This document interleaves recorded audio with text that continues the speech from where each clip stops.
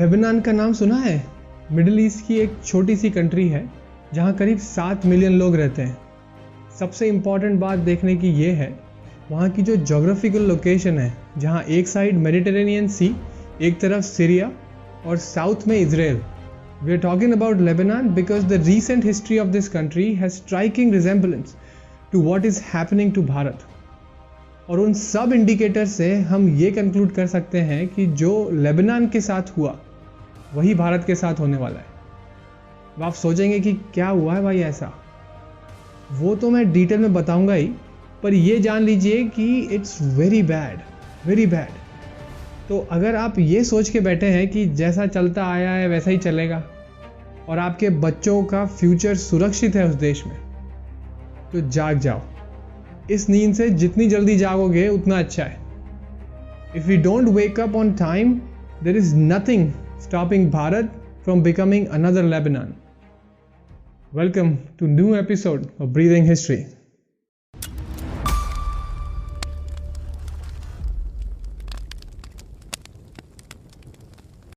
उन्नीस तक लेबनान में मैरोनाइट क्रिश्चियन मेजॉरिटी में थे, approximately 54% of the population.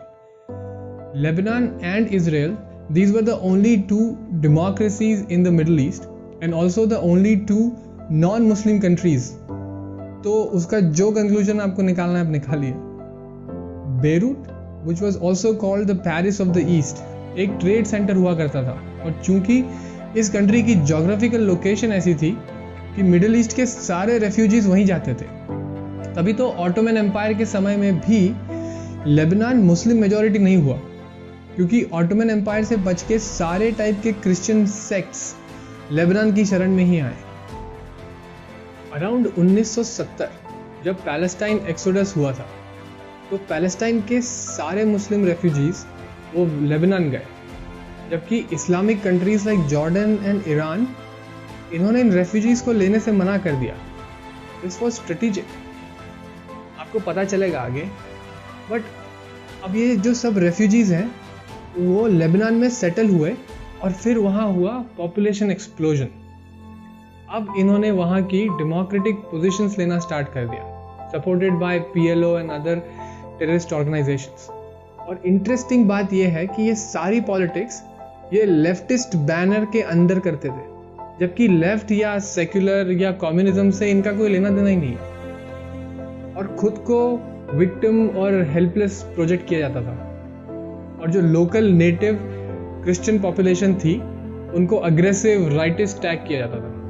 I hope आपको एक स्केरी सिमिलैरिटीज दिख रही होंगी, आगे और भी डरावना है। 1975 आते आते मुस्लिम पॉपुलेशन हो गई थी 44%। तब यहाँ सिविल वॉर स्टार्ट हो गया। इस टाइम क्रिश्चियन पॉपुलेशन थी 54%।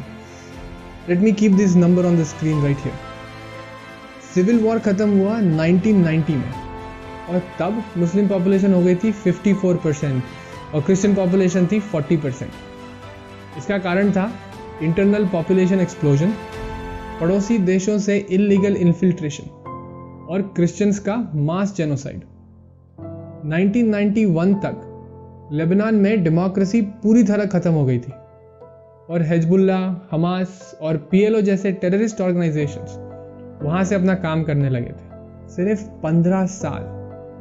15 साल लगे लेबनान को एक फ्लरिशिंग डेमोक्रेसी से टेररिस्ट ऑर्गेनाइजेशंस का ट्रेनिंग कैंप बनाने में।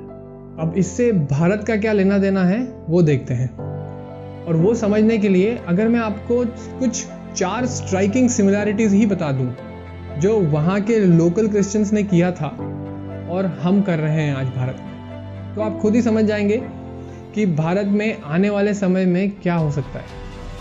जो वो कर रहे हैं वो बहुत प्रेडिक्टेबल है। Let's see. The first one is they let refugees in.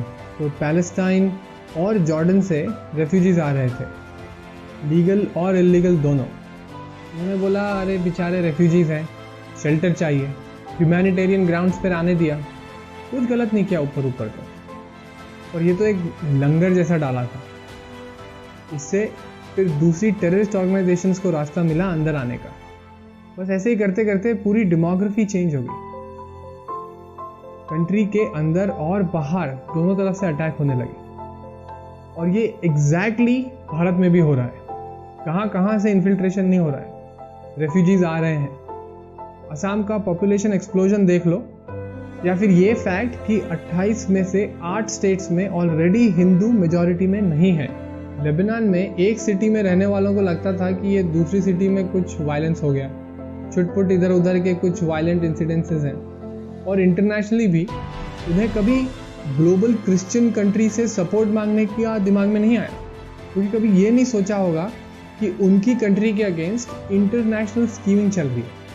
Same Bharat में भी हमको लगता है कि अरे ये राइट्स तो दिल्ली में हो रहे हैं, ये तो बेंगलोर के प्रॉब्लम है, एक्सोडस तो बंगाल में हो रहा है या कश्मीर में हुआ था, ये वहाँ के लोगों का लोकल इशू है। इट्स रिडिकुलस कि हम कितने प्रेडिक्टेबल पाथ पे चल रहे हैं, हम कितने short sighted. Exactly how the Christians in Lebanon reacted, hence we are destined to what they were destined to unless we change our ways. हम डेमोग्राफी का खेल ही नहीं समझ पाए।